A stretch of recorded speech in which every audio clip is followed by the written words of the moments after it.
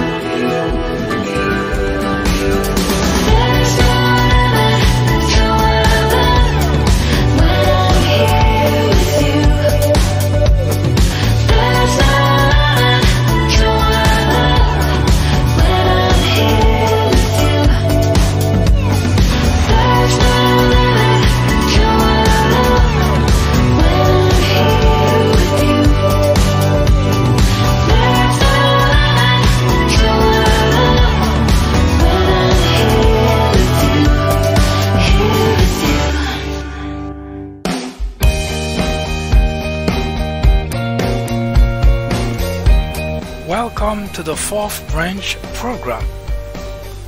Glad you can make it. I am MD. This program is dedicated exclusively for those with common sense, a spirit of patriotism, and a determination for a more perfect union. Stay tuned as we begin the discussion of a very important, interesting, and enlightening topic. Hope to hear from you soon. Happy listening.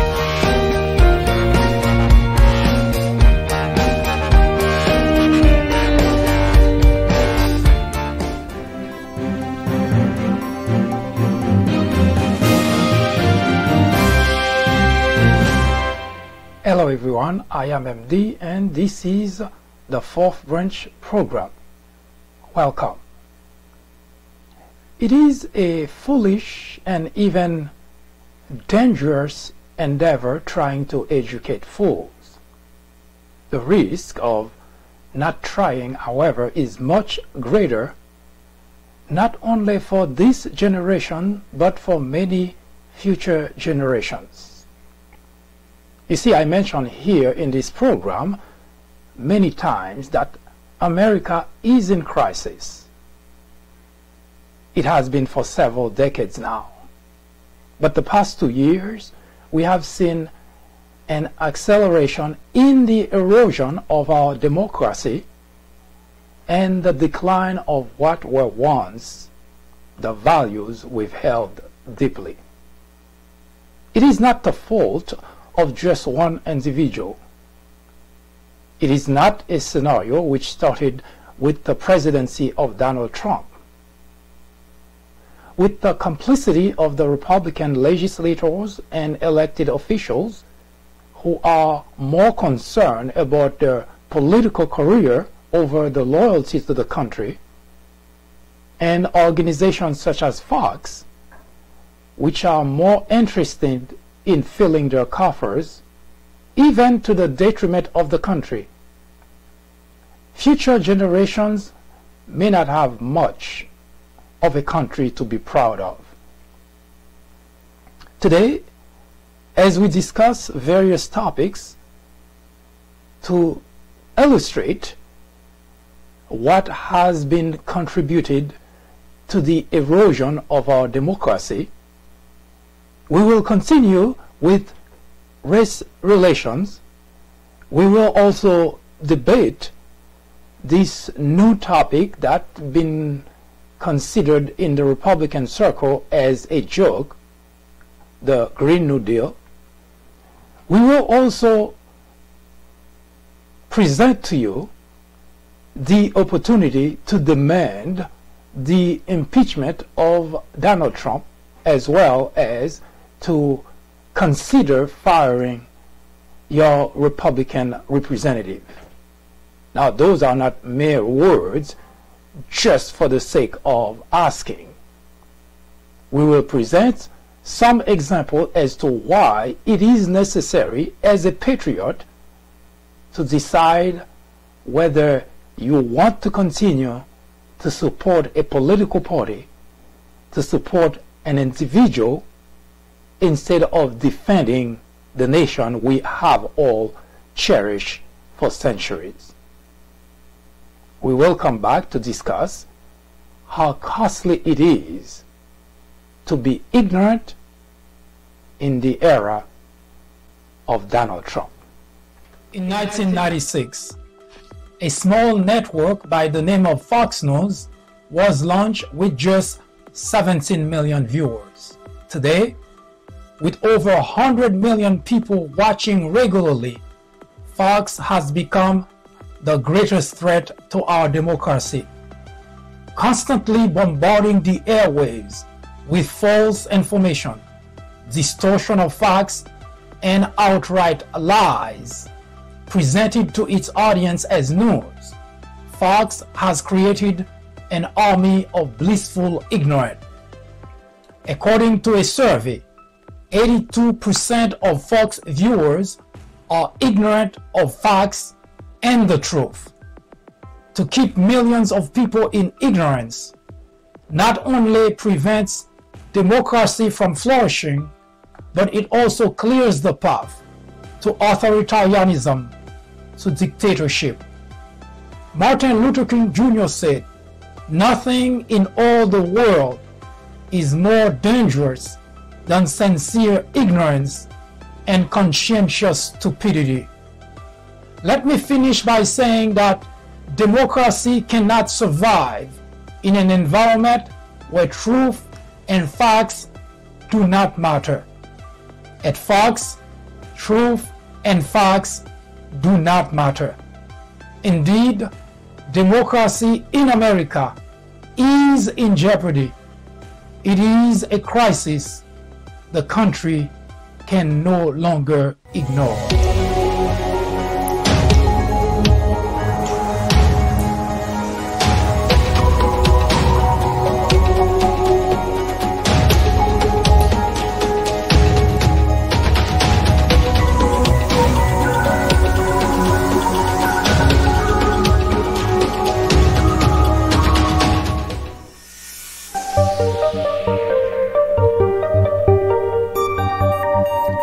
For the past 2 months, we have been discussing race relation in America. If you're here for the first time, welcome. War on blacks is a topic in which we discuss race relation in America. Now, it is a topic, as I mentioned, that we have been discussing here for the past couple of months. I strongly encourage you to visit the People Branch YouTube channel, which is where we have archived all previous episodes of this program, as well as many other topics that we have already discussed in the presentation of this program. Now, as you can see in the screen, it is really very easy to get to the People Branch archive. You go to youtube.com and you type People Branch, just one word. When you click enter, you will be presented with the image on the right hand side of your screen, or rather left hand side of the right hand side of your screen, on step 3. And if you click on the logo, which is a gray logo, and you will be presented with what you see on the right side under Fourth Branch. And from there you can navigate and decide which video to watch, which video to skip. But for the sake of this program, I strongly encourage you to take a look at past video. And while you're there, I also urge you to subscribe to this channel. It will allow us to send you invites, update about what we are up to. Now, War on Blacks, the banner, was not chosen in the hope of sensationalizing the discussion of the topic, but rather a way to point to the fact that there are many casualties. Now, usually in a war, one expects casualties to happen on both sides of the war. Unfortunately, for blacks, the war on blacks is one-sided in terms of casualties. Now, we're not here to relitigate the period of slavery, to discuss about all the racism in the South, what had contributed to slavery in the first place, and why we had the Civil War. We already discussed all that. We discussed those aspects of the race relation not for the sake of discussing a discussion, but rather in order to establish some sort of understanding as to why in the midst of the 21st century we are still talking about racism, we are still talking about discrimination in America. What makes the idea of solving that problem or eradicating the problem very difficult is the fact that since the beginning we have always had two groups of whites in the country. There is a group which discriminates and which is racist. And on the other side, we have whites who are not racist, who do not discriminate. That is the dilemma in solving race relation in America. Now, I mentioned many times here that it does not matter the preferences of an individual are not of any concern to me. In other words, if my neighbor next door is racist, doesn't like blacks, it doesn't bother me a bit because it doesn't do anything to me. It doesn't make me any healthier or any less healthy. It doesn't make me any richer, nor does it make me any poorer. As such,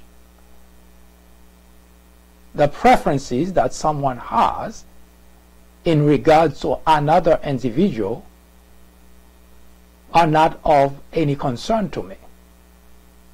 But the reason we have decided to bring this topic and discuss it along with many aspects of this issue is because it is not a matter of an individual preference. We have what we call here in the United States institutionalized racism. Now you see, racism is just the behavior, the action, or the thought that one individual, usually white, has towards another individual, black, based exclusively or solely on external factors such as skin color. Now, as I mentioned earlier, my neighbor next door would not affect my life, impact my life in any way, shape, or form if he or she is racist.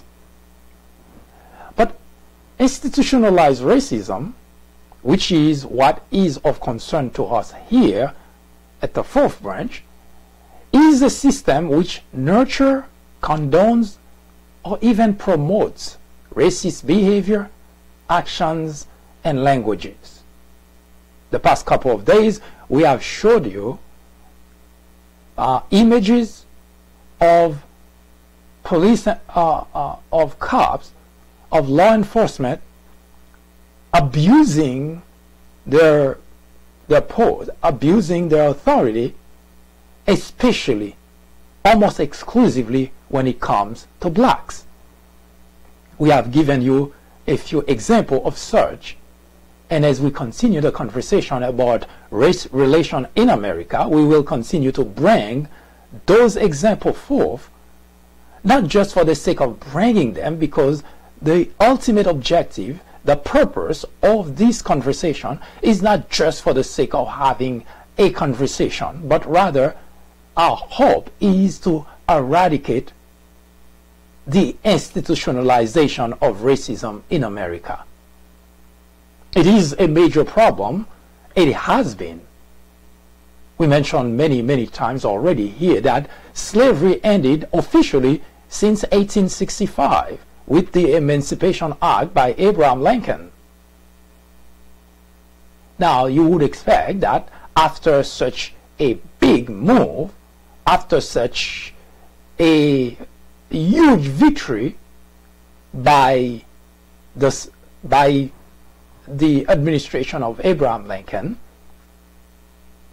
but more importantly, a huge victory for society, you would expect that the rest of the population, especially those who were fighting to keep slavery around, especially those individuals who claim to be Christian, those individuals who had the privilege to go to school, to send their kids to college, and yet today we're still coping with the aftermath of slavery. As we will demonstrate, it's not just white supremacists, it is not just white nationalists, it is not just the KKK, because those are just really very few individuals who comprise those groups, and as such they cannot possibly be responsible for the institutionalized racism in America. It requires much more than an individual or a small group of individuals hating to hate another group in order for racism to be institutionalized in the country. Now, we left last time after we've gone through the Civil War and we crossed a bridge. Of course, it is a psychological bridge. It is just a manner of speaking, a bridge on which we left many casualties, several hundred thousands of dead and many injured, all for the sake of fighting against the evil of slavery. Granted that the evil is gone, at least in terms of practice and implementation, but the vestiges, the aftermath, the consequences, unfortunately, blacks are still under those scenarios which keep reminding us that while slavery is no longer, but the treatment, the struggle, the interaction between the two groups, blacks and whites, there seem not that there is no way to understand as to why we cannot see any more progress done on that front. So when we return, we will provide again a couple of examples in regards to institutionalized racism, and we will also address on a superficial basis as to why those who continue to hang to their hatred towards blacks have been passed wrong information as to what transpired during slavery. We'll be right back.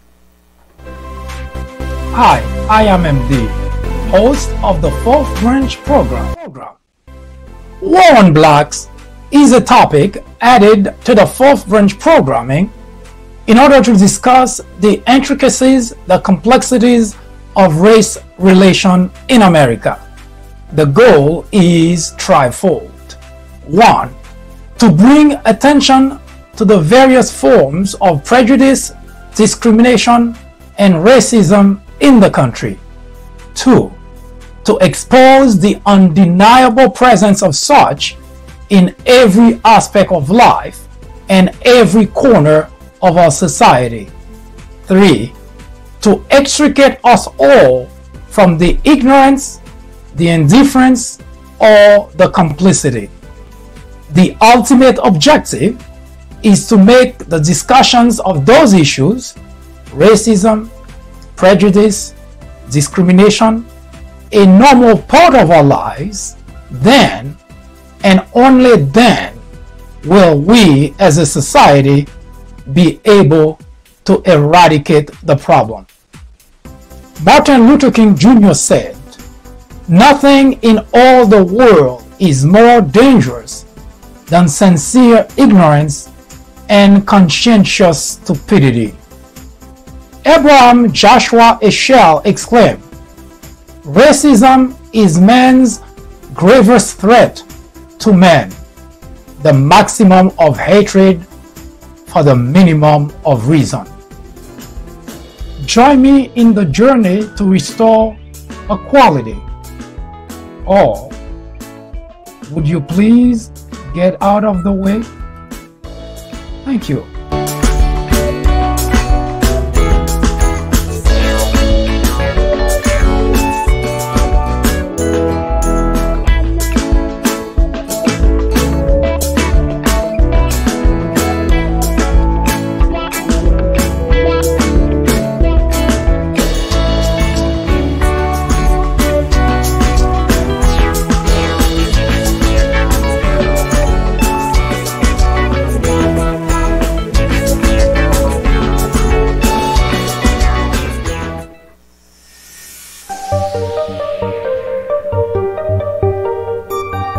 What happened to blacks after the Emancipation Act, after the victory over those who wanted to keep slavery around? And that's what we will find out, and that's where we will focus our attention, and that's where we will find exactly the problem in regards to institutionalized racism in America. Now, we mentioned before that this is the major problem. And the reason it is, obviously, it hinders progress for the black community. And it also allows not only injustices to be applied towards that group, and it also makes it almost normal when something bad, something terrible is done to any black individual. A situation we explained yesterday, and we presented you some images of such. As mentioned prior, we will debate those in much greater detail later as we embark in the journey to walk past the Civil War bridge and meeting with individuals, those who survived the war, and what they were up to, and what did they do. Now, in addition to what I call a structure, a system that was put in place to make it extremely difficult for blacks in the country, but there is another side to the story. Because usually you find, as it was during slavery, there were whites who wanted the slavery to be. That's why they fought with their lives to keep slavery around. And as mentioned before, there were on the other side whites who wanted to end this inhuman practice. But as it is expected in every society, there were also many whites, those you would consider, well, let's say neutral. They didn't care either way, either because it didn't affect them, it didn't impact them either way. Maybe. We're not sure about that, but there is that possibility, as it is today. Today we have a different scenario. Harry Belafonte said that when a black voice is raised in protest to oppression, those who are comfortable with our oppression are the first to criticize us for daring to speak out against it. You may recall I mentioned before that during slavery, the white slave owners could inflict any punishment on blacks, the black slave that is, and up to taking their lives without having to pay any price for it.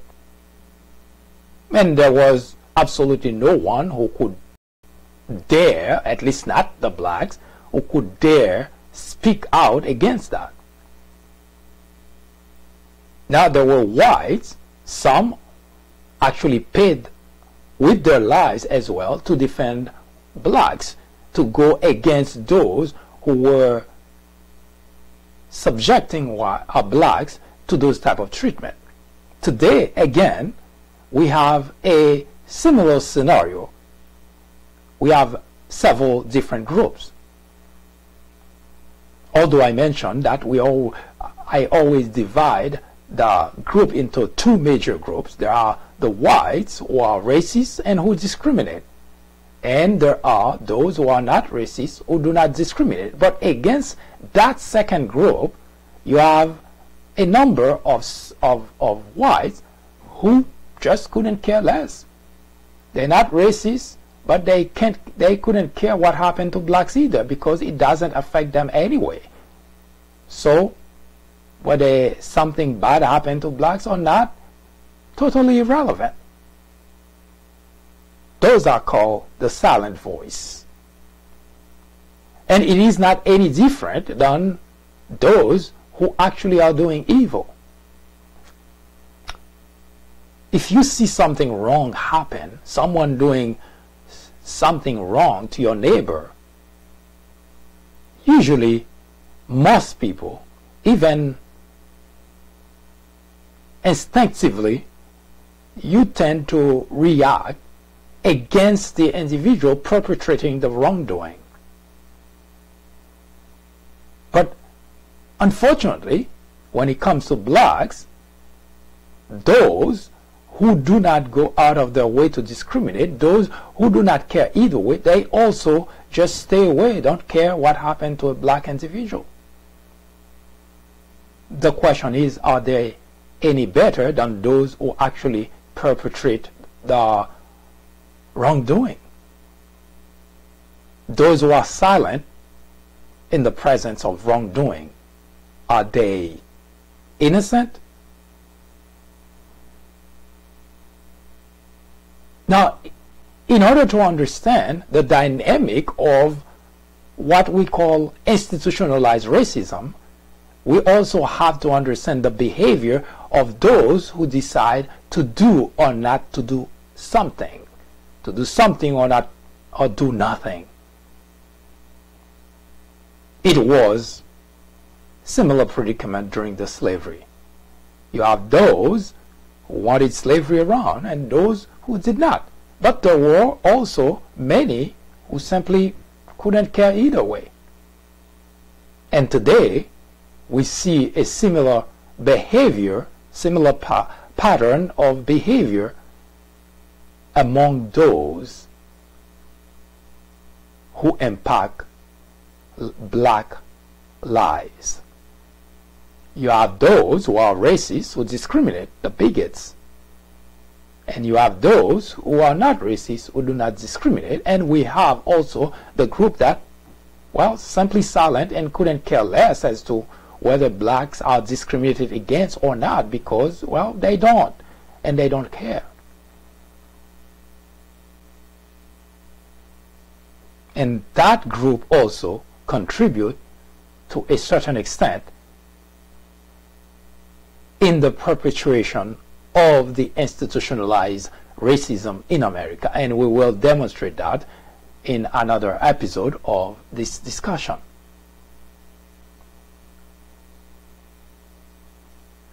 Which is worse, those who perform the wrongdoing or those who are silent?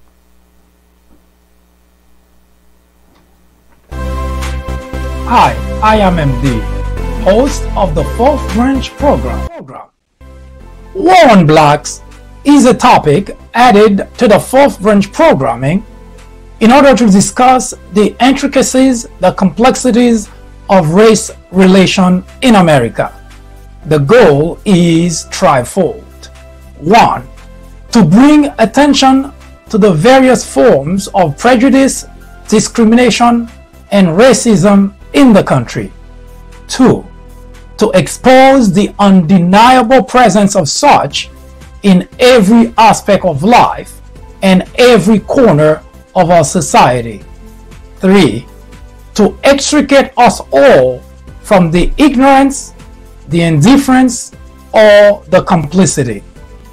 The ultimate objective is to make the discussions of those issues, racism, prejudice, discrimination, a normal part of our lives. Then, and only then, will we as a society be able to eradicate the problem. Martin Luther King Jr. said, "Nothing in all the world is more dangerous than sincere ignorance and conscientious stupidity." Abraham Joshua Heschel exclaimed, "Racism is man's gravest threat to man, the maximum of hatred for the minimum of reason." Join me in the journey to restore equality. Or would you please get out of the way? Thank you.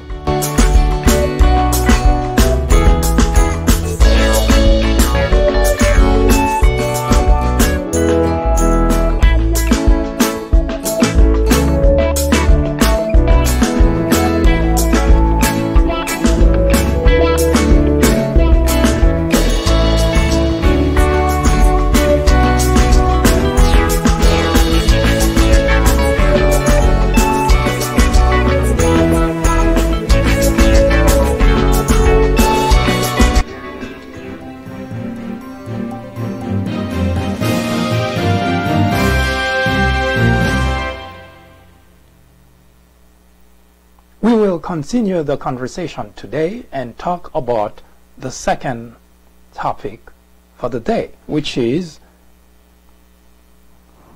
why we as a nation must demand the impeachment of Donald Trump. And in a related topic, why, if you are a Republican, you should consider firing your Republican representative. In any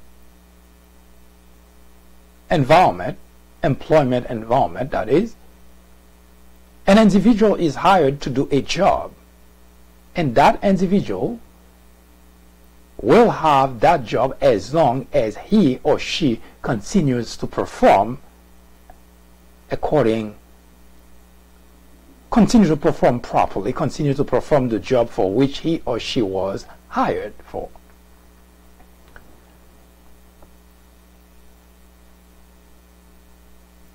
But it seems we are so detached, so busy, that we are not able to evaluate those we hire to represent us in the nation capital. Now, I mentioned we as a nation must consider demanding the impeachment of Donald Trump, and I know that those who support Donald Trump would not want to hear any such thing, because the question they usually ask is, what did he do? Why would Donald Trump be impeached?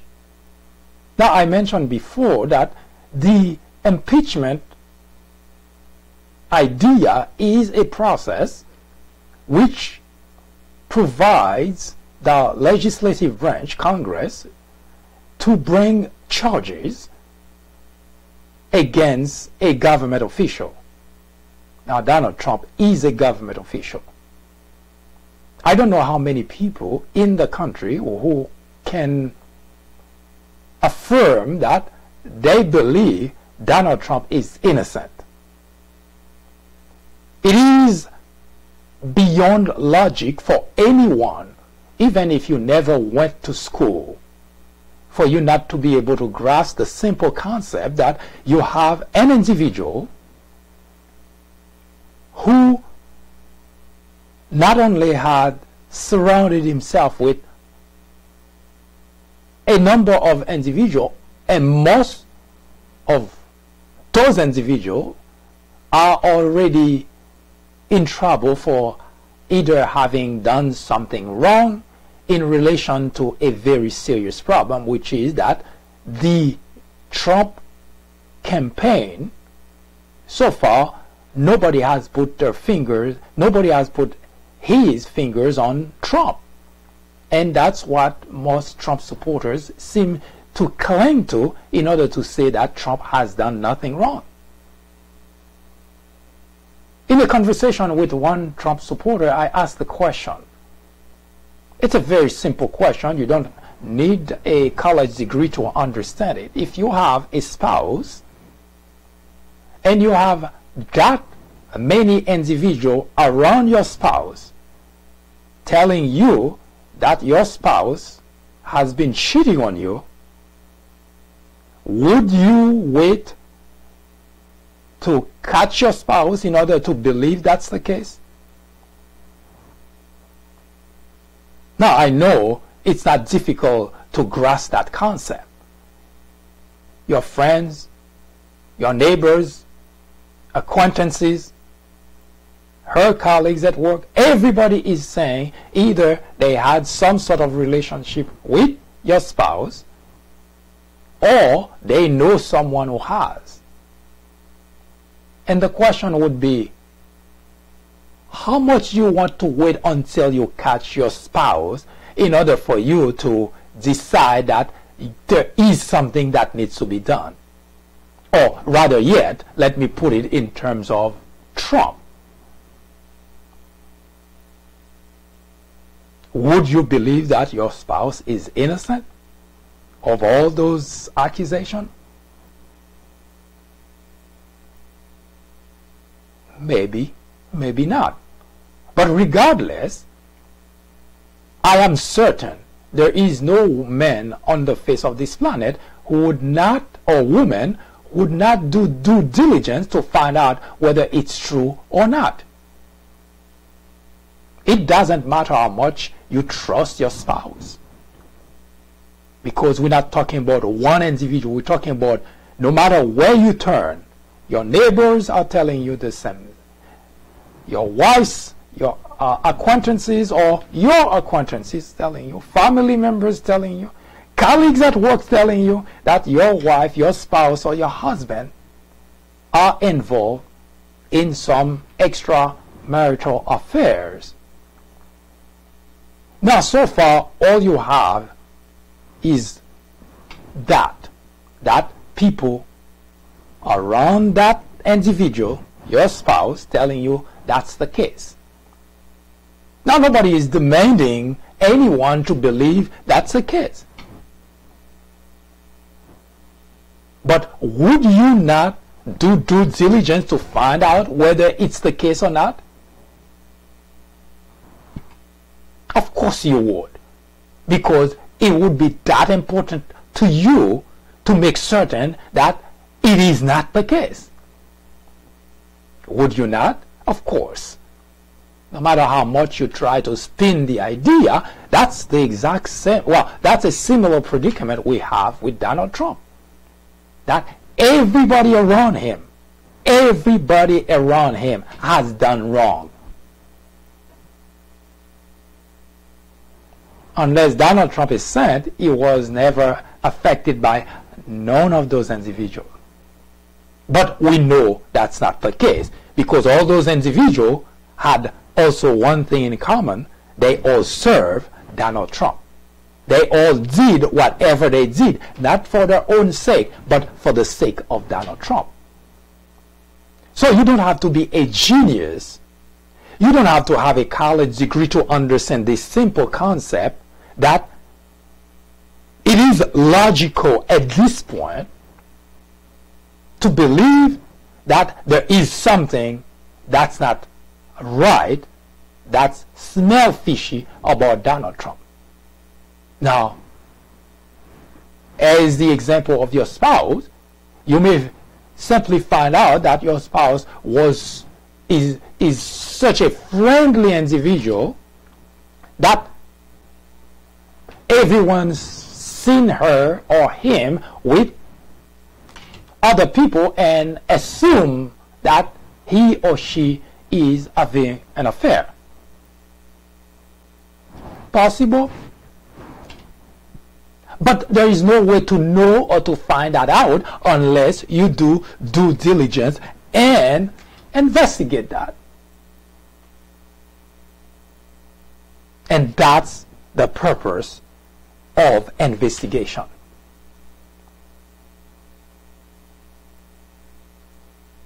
The investigation actually, if you're following this very basic example, the investigation will help to vindicate or to confirm the suspicion.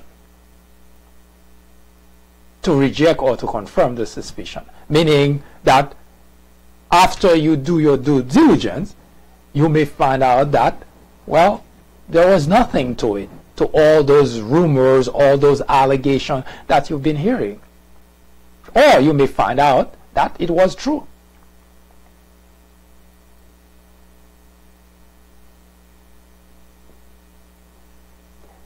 Now, I took the example of a spouse, which is a very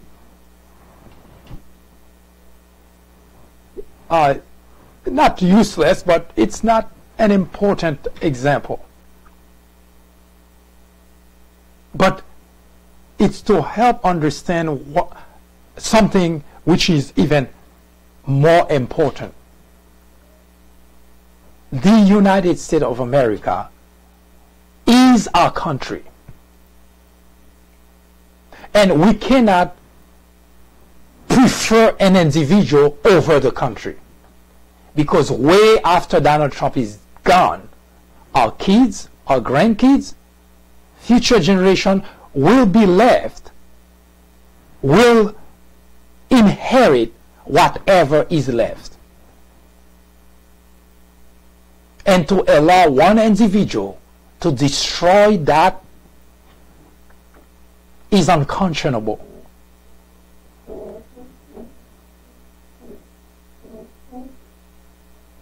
Now, as I mentioned in the opening, Donald Trump could not possibly succeed doing such damage to the country without the help of Republican legislators in Washington.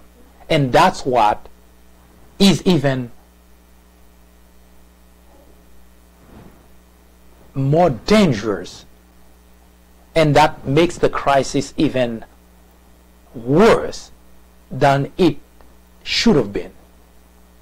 You see, the framers of the Constitution did imagine that at some point we may have a similar situation that we have today. That we have an individual in the Oval Office who is not completely with the country. And by any analysis, no matter where you look, Donald Trump is in this for Donald Trump.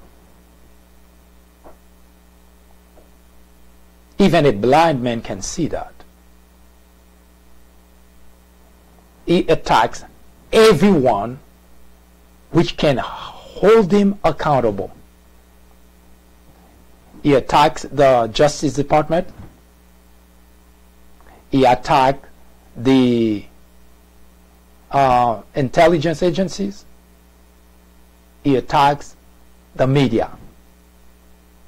Right out of Dictator's book, Adolf Hitler did exactly the same thing. The first thing a dictator, an authoritarian, try to do in order to get away with corruption, scandal, and so on, is to delegitimize any group, any agency, any organization that can hold that individual accountable. But as I mentioned, Donald Trump could not possibly achieve that on his own. I mentioned before and I'll mention it again, Donald Trump is not smart enough for that. But he has the Republican, and that's the reason we talk about this issue, the impeachment of Donald Trump in relation with the Republican legislators in Washington, because they have been collaborating with the executive branch. They have completely relinquished their duty, their legislative duty, and because of that, they also contributing to the destruction of the institution which have made America the envy of the world. Well, at least it used to be.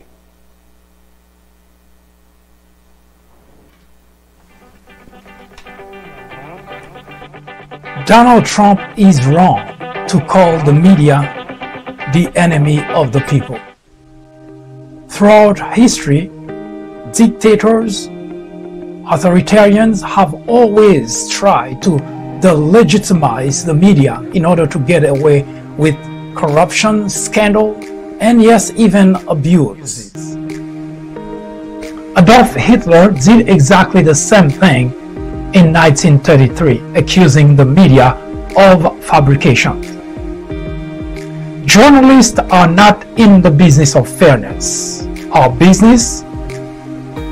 only business is to be objective. It is our duty to hold Trump and every administration accountable. Today, it is urgent. It is necessary. It is critical. Our very freedom depends on it.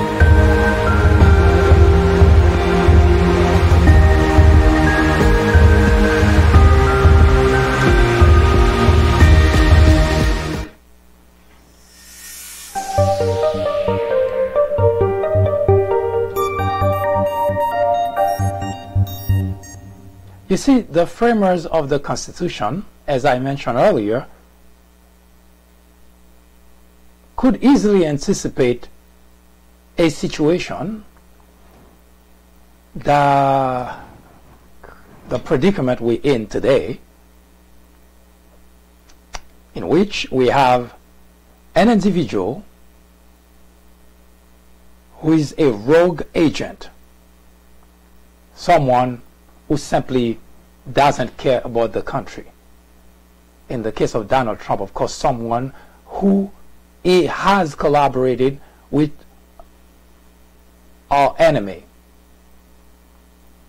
Nothing for the sake of the United States. It wasn't done in order to advance any agenda of the United States. It was done exclusively to benefit Donald Trump.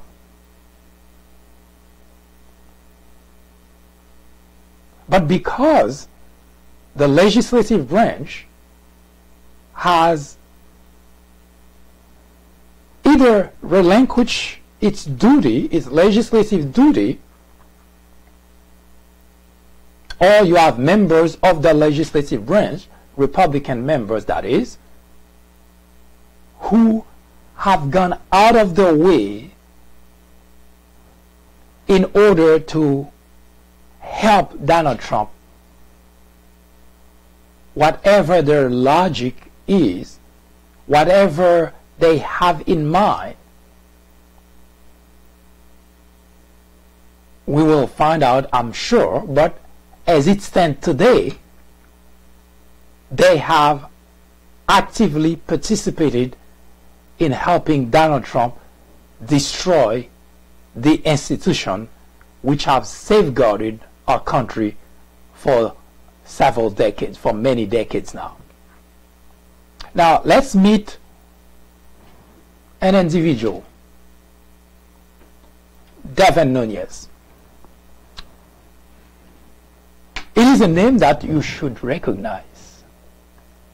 And the reason is because obviously Devin Nunes, for the past 2 years, Devin Nunes has been pretty much a household name.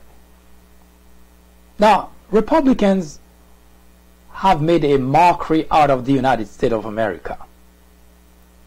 For the first 2 years of Trump administration, and during that time, the GOP was in complete control of all levels of the government. And during that time, we in the country, or anyone in the country, would be hard-pressed to label other head of state of being corrupt. And the reason is because here in America, we were protecting, defending what is without any doubt the most corrupt administration since the existence of the Republic. As pointed out, Donald Trump could not possibly achieve this level of corruption, of scandal, without participation of the Republican legislators.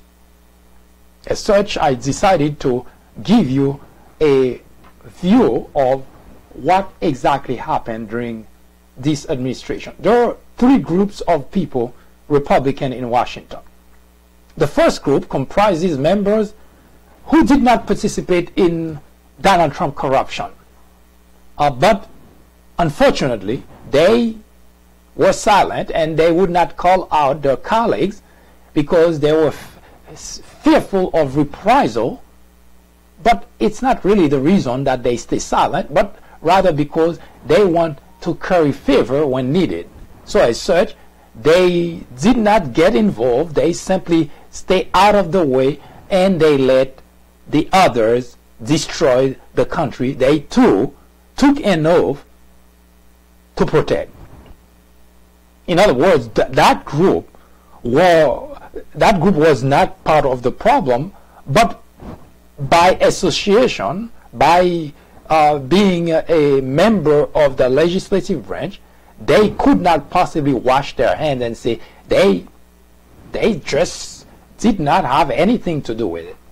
Now that's the first group. The second group comprises members who may not necessarily have participated directly, but for a reason that we still ought to understand today, they would very much aggressively defend and they would even try to shield those who have participated in wrongdoing along with the executive branch. And there is the third group, which comprises members who are fully participant in wrongdoing by the Trump administration, and they move heaven and earth to derail any investigation that would expose Trump and his associate. Meet, ladies and gentlemen, Devin Nunes. Devin Nunes was born in 1973 of Portuguese descent. Now, that may not necessarily be an important piece of information that you need to know. But you need to know that Mr. Nunes was very ambitious. According to the Wall Street Journal, Mr. Nunes became an entrepreneur when he was only 14 years old. There is nothing wrong with that. Being ambitious, want to get ahead. That's admirable. Now, in 2001, Mr. Nunes was appointed by George W. Bush to be the to serve as California State Director for the United States Department of Agriculture.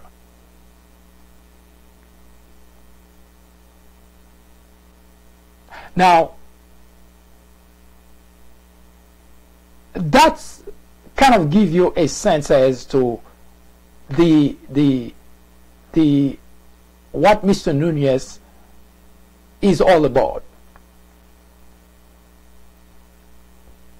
Now, he became the U.S. representative for California 22nd Congressional District since 2003. But although those information are good to know, but the most important part of the conversation that I want to bring forth is Mr. Nunez being the chair of the House Committee on Intelligence. That's the part that I want to talk about, because as I mentioned earlier, Mr. Trump is not smart enough to cause the type of damage that he has thus far to the nation. He required the participation of a lot of Republicans. Now, as to how he managed to make that happen is not something that we understand, because Mr. Trump was never a politician. He doesn't have the know-how. He's not a good negotiator as he claimed to be, and we have the proof that he sucks at everything that he claimed he is. He's not a good businessman as he claimed to be, and we know that Mr. Trump had declared bankruptcy 7 times. That's not the sign of a businessman. That's a sign of a crook.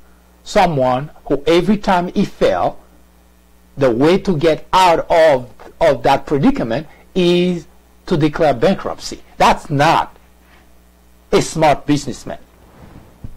But that aside, now Mr. Nunez was chair of the Intelligence Committee. With that position, the job is to investigate wrongdoing by government officials, especially, well, the President of the United States.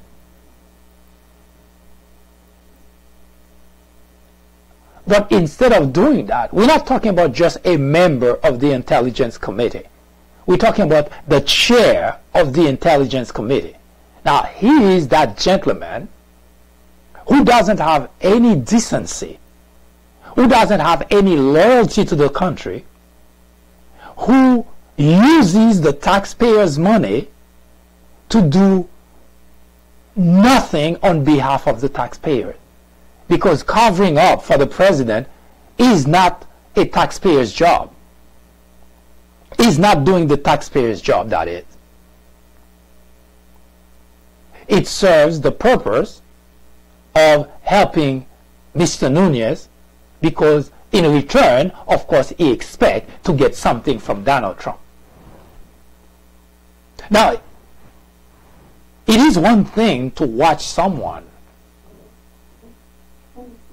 who is member of an important committee such as the Intelligence Committee doing something that's not acceptable.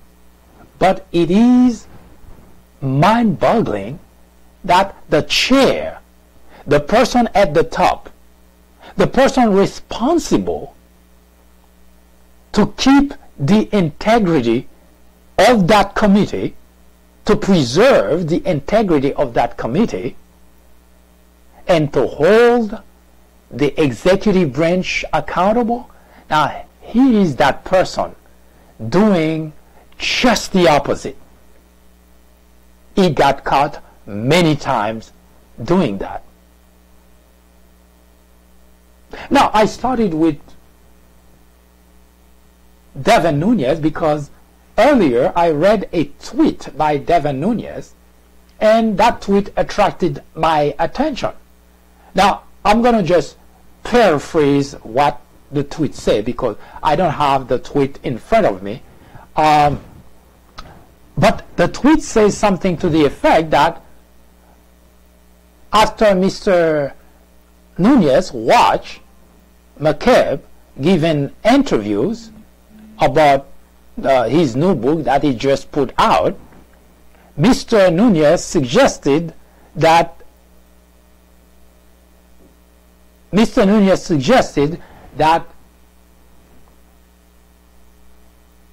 the investigation into the Trump campaign didn't start, again, I'm paraphrasing because I don't really recall how he worded the tweet, but he suggests that it was a made-up story to investigate Donald Trump. Now, I have two aspects of that tweet that attracted my attention. First, I mentioned before, and I'll say it again, Donald Trump is not a smart individual. In order for anyone to accept the premise that FBI, NSC, CIA, all those intelligence agencies investigating Donald Trump, and he managed to outdo all of them and became president, to become president of the United States, is mind-boggling for anyone to suggest. Because in plain view, Donald Trump showed to the world that he is as stupid as it comes. That's number one. But the number two aspect of Mr. Nunes' statement is this. Mr. Nunes seems to suggest that, and I actually answered to that tweet, and I said, let me give you the benefit of the doubt. Let's assume for 1 second your premise is right. I'm going to give the benefit of the doubt, not because there is a reason to, but in order to advance the conversation. Let's assume that the premise that Mr. Nunes advanced is correct. What Mr. Nunes is suggesting is, in his tweet is, it is bad to catch criminal if the initial premise was not correct. Let me put it in a different way. Your neighbor call 911, law enforcement, to report some suspicious activity next door. But when the police came, responded to that call, they mistakenly went to your door instead of the neighbor door. They went to your door, kicked down the door, and voila, they found you in the middle of your living room with illegal transaction, cocaine, a bunch of people buying, and you're doing illegal transaction. Now you get arrested, thrown in jail, but your argument is, I cannot be arrested because I call for the neighbor next door, not for me. That's what Mr. Nunes is suggesting, that because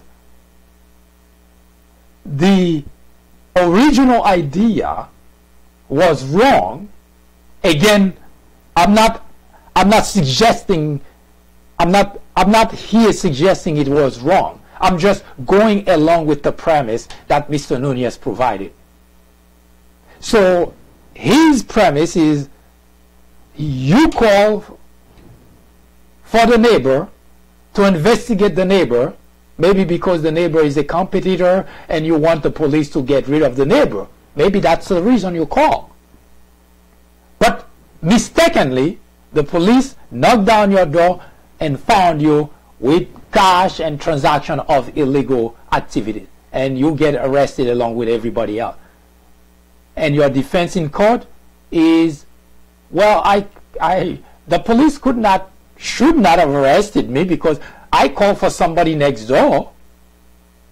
So that's what Nunez is suggesting with his tweet, that because today Robert Mueller seems to be catching a lot of criminals, but Mr. Nunez suggesting that's bad because, you know, the premise was wrong.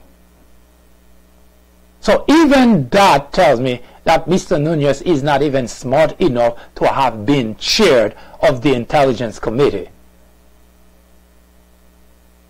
That is actually a sad day in America, to have individuals who cannot even think clearly, who doesn't even have the ability to think clearly, and those are people representing a resident of a state. Now forget the fact that Nunez is crook, liar, and accomplice himself. Forget that fact. But he is confused that since the premise was wrong, catching criminal is bad, then we should just let all the criminals go.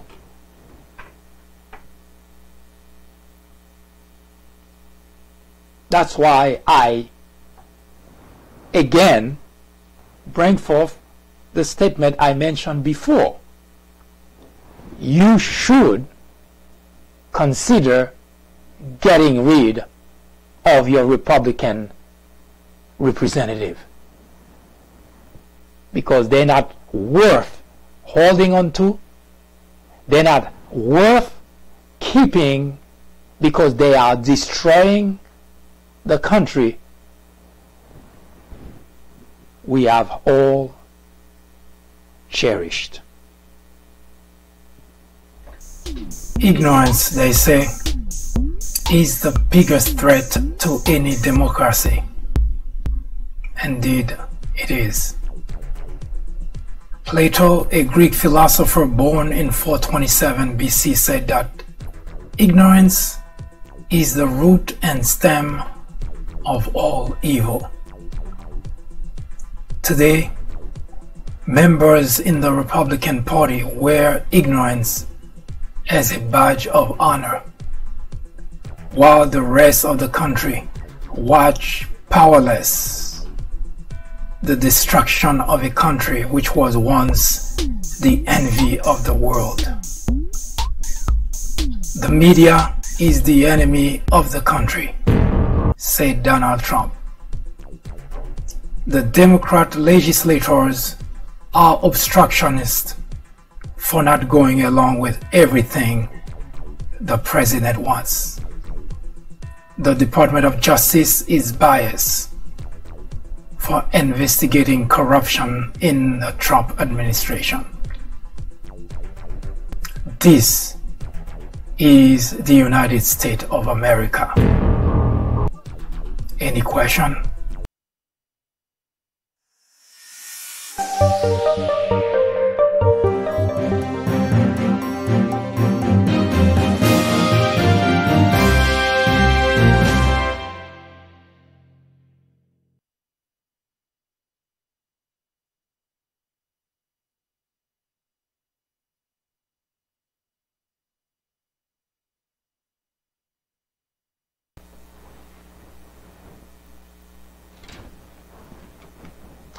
I thank you to have taken the time to have spent the time with me.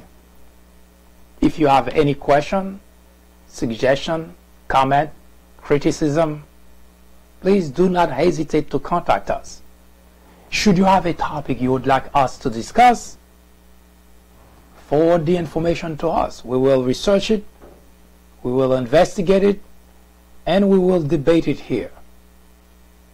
We encourage you to visit the People Branch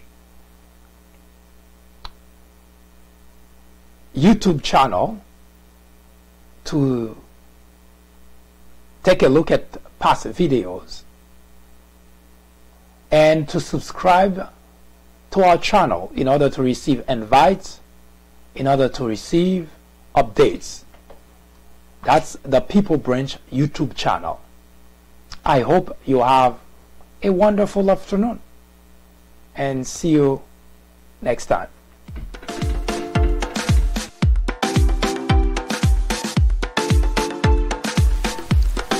The Fourth Branch podcast is brought to you in collaboration with the People Branch publication, which can be found on the People Branch website located at peoplebranch.org. That's peoplebranch.org. That's peoplebranch.org website, in which you will find a number of very interesting articles. My name is Mike Duchesne, MD for short. I hope you have a great afternoon or a great evening, whichever it happens to be. Hopefully you can join me again next time for another interesting episode of this podcast. That was the Fourth Branch, live from New York. Good day.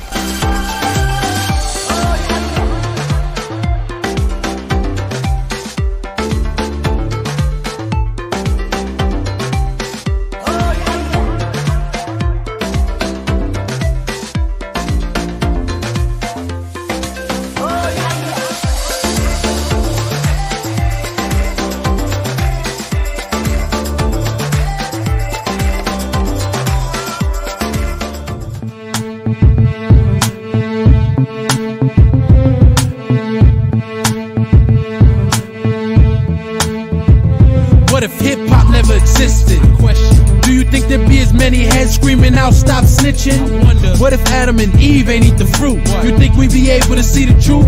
Or what if Albert Einstein ain't think of the nuke? Or Smith & Wesson ain't teach us to shoot? You think there'd be as many plays out there if there was no booth? Matter of fact, what if white man hung off a noose? Would it still be cool to say nigga? Or maybe we would make six figures? Or would we wanna be crackers? And all the whites would be rappers. What if Martin Luther King survived? You think the New Orleans flood would've caused him to drop and die? I wonder what if and see what is. Stand back from the picture and ask yourself why. What if life wasn't all you thought? What if everything you knew was gone? What if we switched to rights and wrongs? You think you'd change your route to the road we on? What if life wasn't all you thought? What if everything you knew was gone? What if we switched to rights and wrongs? You think you'd change your route to the road we on? If Christopher Wallace never got murked, how much money would Sean Carter be worth? What if Tupac never got hit with the flame? Would the game still have change filled with these lames? What if Jabari wasn't speeding down the street? What if the bullet Malcolm sent never hit Zeke? A black guy dropped off at a house instead of a stop? Or Ali never got bopped by the cops? What if the little homie EZ didn't die? Stand back from the picture and ask yourself why. What if life wasn't all you thought? What if everything you knew was gone? What if we switched to rights and wrongs? You think you'd change your route to the road we on? What if life wasn't all you thought? What if everything you knew was gone? What if we switched to rights and wrongs? You think you'd change your route to the road we on?